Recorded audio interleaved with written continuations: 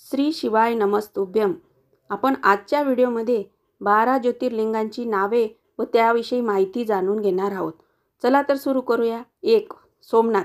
सौराष्ट्रातील वेरावळ बंदरापासून 3 मैलावर असलेल्या प्रभासपट्टणला सोमनाथ हे लिंग आहे.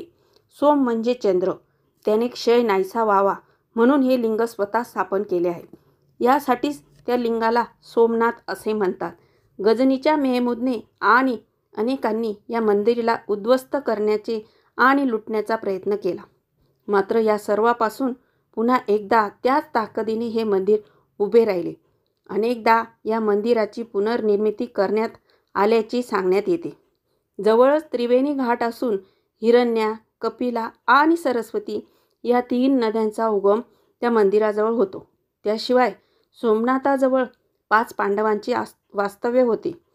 प्राचीन हिंदू ग्रंथानुसार सोम अर्थात चंद्राने दक्ष राजाच्या 27 कन्यांसह विवाह केला आणि रोहिणीवरील त्याच्या अधिक प्रेमामुळे इतरांवर अन्याय होत असल्याचे पाहून दक्षाने त्याला शाप दिला.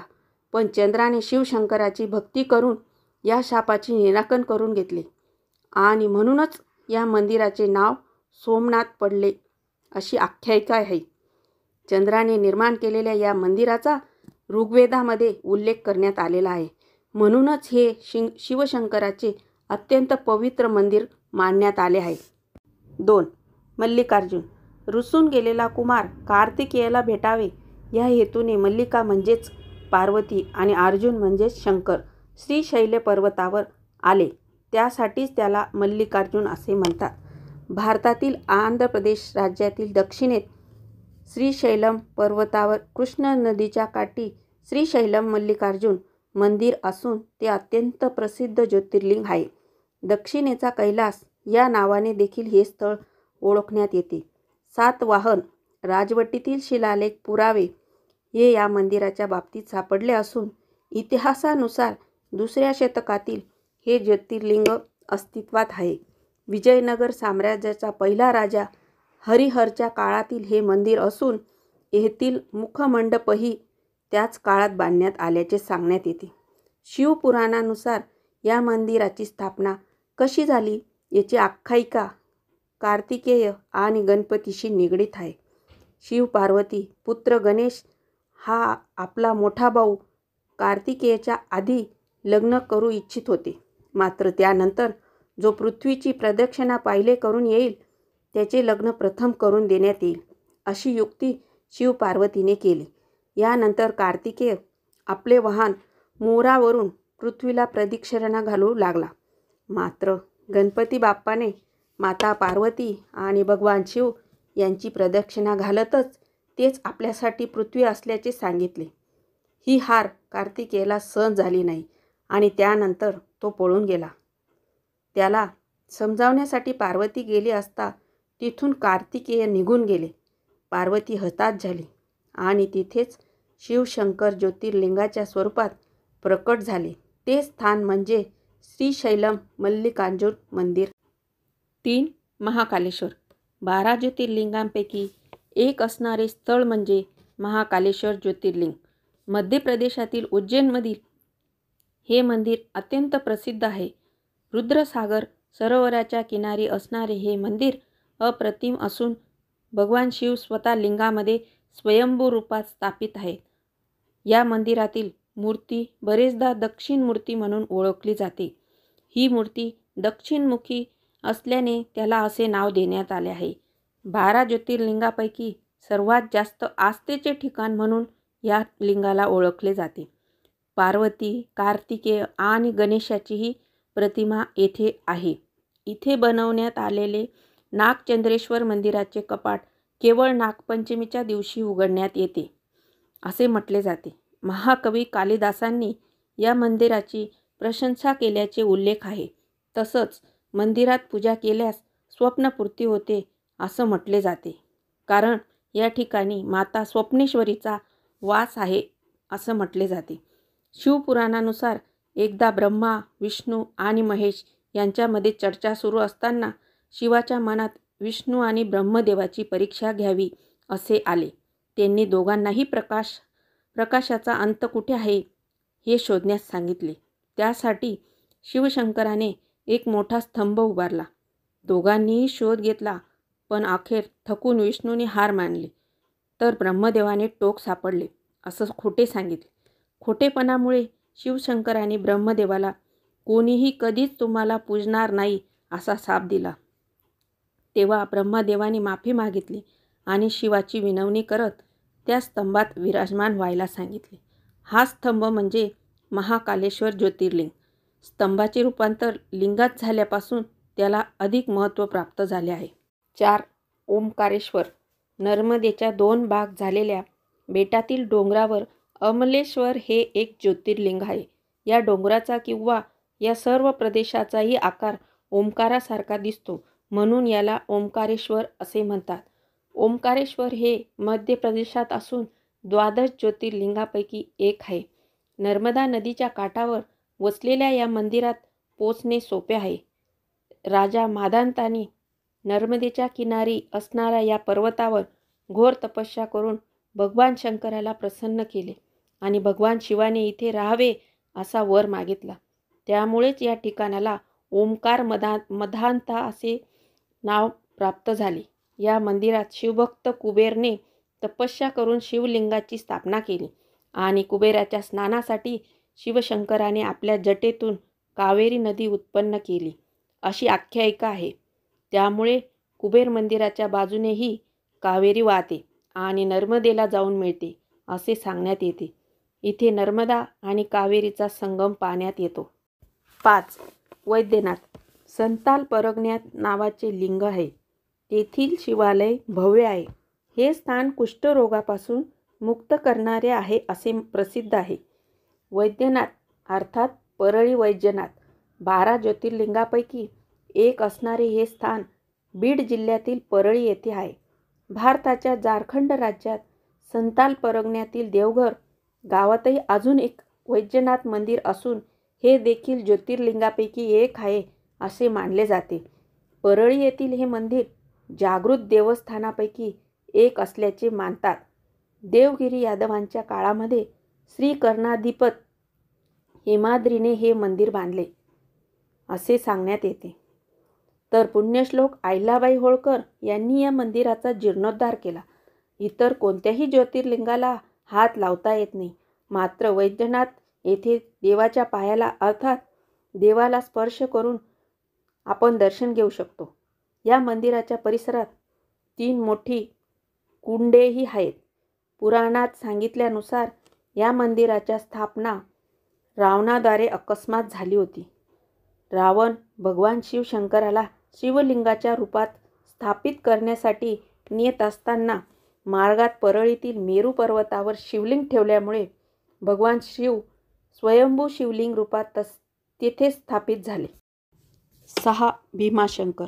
भीमाशंकर हे लिंग खेड जुन्नरहून जाणाऱ्या रस्त्यावर आहे. या ठिकाणी भीमाने राक्षसाला मारल्यामुळे या लिंगाचे भीमाशंकर असे नाव रूढ झाले.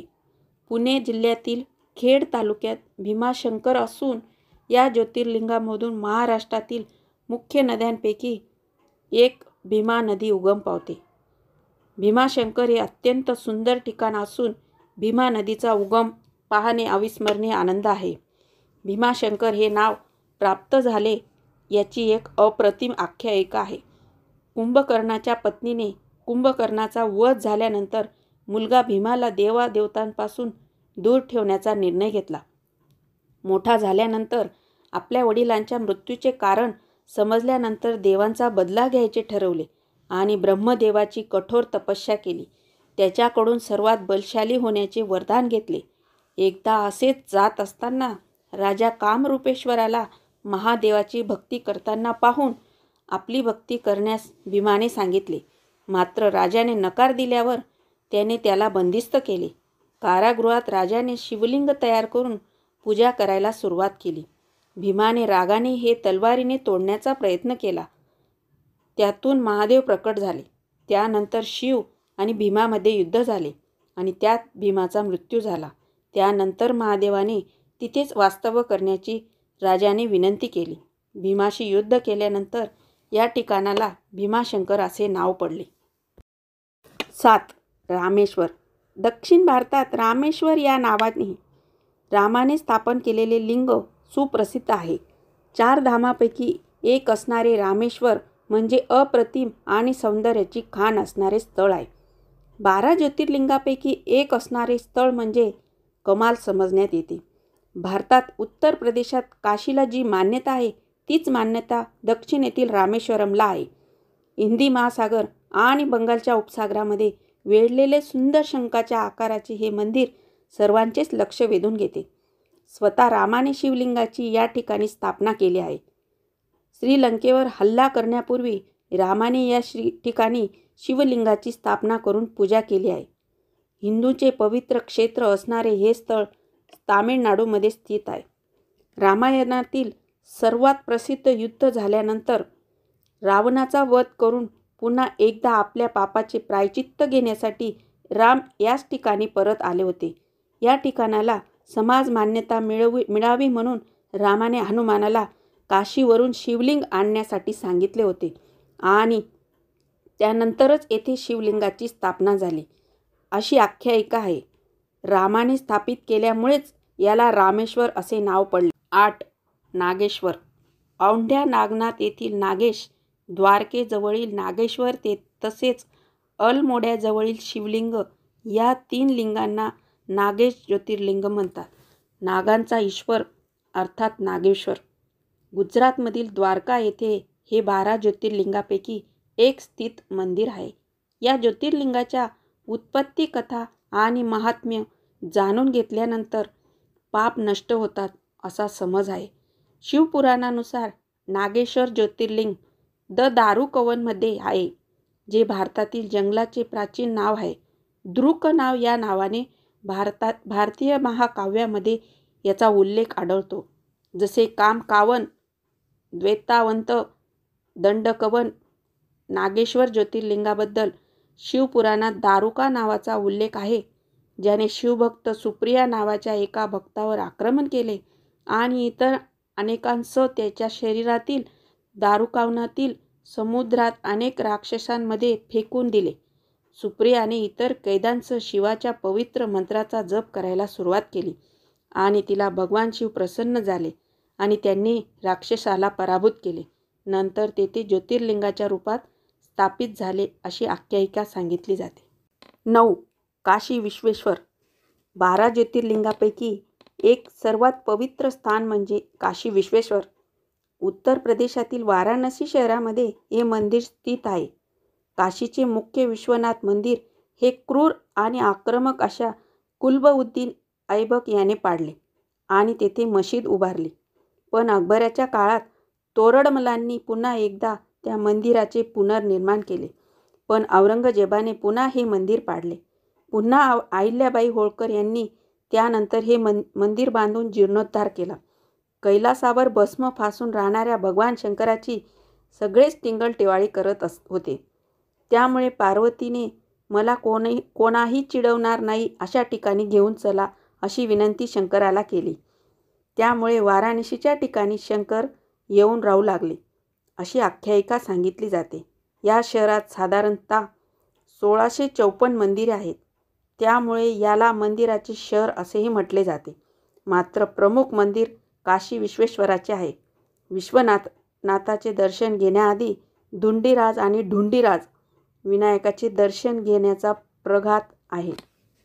10. त्र्यंबकेश्वर. श्री त्र्यंबकेश्वर ज्योतिर्लिंग मंदिर हे नाशिकपासून 28 किलोमीटर अंतरावर स्थित आहे. गोदावरी नदीचे उगमस्थान असणाऱ्या ब्रह्मगिरी पर्वताच्या पायथ्याशी त्र्यंबकेश्वर वसवण्यात आले आहे. त्र्यंबकेश्वर मंदिर हे जगप्रसिद्ध आहे. पुरातन काळामध्ये हे मंदिर बांधण्यात आले आहे. मंदिराच्या 4ही बाजूला 4 दरवाजे आहेत. पश्चिमेला असलेला दरवाजा हा फक्त विशेष कार्य असेल तेव्हाच उघडला जातो. बाकी दिवस भक्त इतर 3 दरवाजातून प्रवेश करून ज्योतिर्लिंगाचे दर्शन घेऊ शकतात. त्र्यंबकेश्वर येथे असलेले मंदिर हे काळ्या शिळेपासून बनलेले आहे. मंदिराची रचना अप्रतिम असून आकर्षक आहे. मंदिरात असलेल्या गर्भगृहामध्ये शिवलिंग आहे. हे शिवलिंग आपल्या डोळ्याच्या आकाराचे दिसतात आणि त्यामध्ये पाणी भरलेले असते. जेव्हा आपण लक्षपूर्वक बघितले तर त्यामध्ये आपल्याला 3 छोटे छोटे लिंग दिसतात. त्या लिंगांना ब्रह्मा, विष्णू आणि महेश यांचा अवतार मानले जाते. हे मंदिर कालसर्प पूजेसाठी आणि निधनानंतरच्या विधीसाठी जास्त प्रसिद्ध आहे. प्राचीन काळी त्र्यंबक ऋषीची ही तपोभूमी होती. गोहत्या पापातून मुक्ती मिळवण्यासाठी गौतम ऋषींनी येथे कठोर तपस्या करून शिवशंकराकडून गंगा नाशिकला आणण्याचे वरदान मागितले. या वरदानामुळेच गंगा अर्थात गोदावरीचा येथे उगम झाला. गोदावरीच्या उगमासह शिवशंभू आपल्या वास्तव्यासाठी होकार दिला. त्र्यंबक ऋषीमुळेच या मंदिराला त्र्यंबकेश्वर असे नाव देण्यात आले. 11. केदारनाथ. हिमालय प्रदेशात केदारेश्वर नावाचे एक ज्योतिर्लिंग आहे. सर्वात सुंदर आणि अप्रतिम असे ज्योतिर्लिंग स्थळ म्हणजे केदारनाथ. अत्यंत सुंदर निसर्ग आणि तितकेच सुंदर मनाला शांतता देणारे हे मंदिर आहे.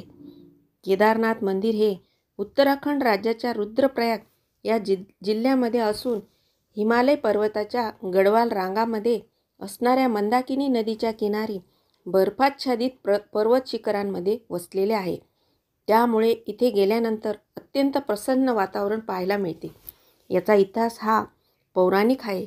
कुरुक्षेत्र येथे ज्यावेळी कौरव आणि पांडव यांच्यामध्ये महायुद्ध झाले आणि त्यात पांडवांचा विजय झाला, त्यावेळी आपल्या भावाचा पराभव केला म्हणून पांडव स्वतःला दोषी मानत होते. या पापातून मुक्त होण्यासाठी भगवान शंकराची तपश्चर्या करणे आवश्यक आहे असे समजून सर्व पांडव पहिल्यांदा काशीला गेले. त्यानंतर त्यांना हिमालय पर्वतावर जाऊन तपश्चर्या करण्याचा आदेश प्राप्त झाला. भगवान शंकर पांडवांना या पापातून सहजासहजी मुक्त करणार नव्हते, म्हणून त्यांना एका म्हशीचे रूप घेतले आणि गुप्त काशी येथे पोचले. इतर म्हशीपेक्षा वेगळी दिसणारी म्हैस पाहून भीमाने ह्या म्हशीची शेपटी पकडली. पण भीमाच्या शक्तीमुळे या म्हशीचे शरीराचे वेगवेगळे भाग वेगवेगळ्या ठिकाणी पडले. तिच्या पाठीकडचा भाग केदारनाथ येथे पडला, तसेच शरीराचा भाग तुंगनाथ, रुद्रनाथ, कल्पेश्वर, मध्यमहेश्वर या ठिकाणी पडले. या 5ही ठिकाणावर शिवाचा वास असून पंचकेदार या नावाने ओळखले जातात. या घटनेनंतर भगवान शिवाने पांडवांना पापातून मुक्त केले आणि ज्योतिर्लिंगाच्या रूपाने केदारनाथ धाम येथे निवास करण्याचा निश्चय केला. 12. घृष्णेश्वर. घृष्णेश्वर मंदिर हे एक प्राचीन शंकराचे मंदिर आहे. 12 ज्योतिर्लिंगापैकी एक म्हणून प्रसिद्ध असणारे हे मंदिर महाराष्ट्रातील औरंगाबाद जिल्ह्यात असून दौलताबादपासून साधारण 11 किलोमीटर अंतरावर आणि वेरूळ लेण्यांजवळ आहे.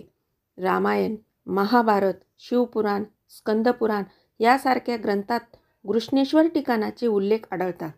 सदर मंदिराचे बांधकाम हे लाल रंगाच्या दगडामध्ये करण्यात आले आहे. या ज्योतिर्लिंगाची आख्यायिका सांगितली जाते. घृष्णा आणि सुदेहा अशा 2 बहिणी होत्या आणि त्या बहिणी सख्या सौतीही होत्या.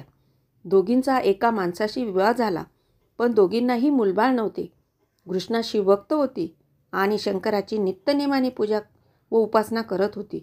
तिच्या भक्तीने प्रसन्न होऊन तिला पुत्रप्राप्ती झाली, पण तिच्या बहिणीने सौतीने मत्सराने त्या मुलाला मारले आणि नदीत फेकून दिले. ही घटना घडली तेव्हा घृष्णा शिवपूजा करत होती. आपल्या मुलाला मारले जात आहे हे ऐकून ती विचलित झाली नाही आणि तिने पूजा तशीच चालू ठेवली. ज्याने मला पुत्र दिला आहे तोच त्याचे रक्षण करेल असे म्हणत ती पूजा करत राहिली. तिची भक्ती पाहून शंकर प्रसन्न झाले आणि घृष्णेचा मुलगा जिवंत होऊन नदीतून बाहेर आला. पण त्याने आईला सांगितले की सुदेहाला तू क्षमा कर. घृष्णेने ज्योतिरूपात या स्थानी कायमचे वास्तव्य करा अशी भगवान शंकराला प्रार्थना केली आणि शंकरानेही तिची ही प्रार्थना ऐकली. घृष्णेच्या नावामुळेच या स्थानाला घृष्णेश्वर असे नाव देण्यात आले.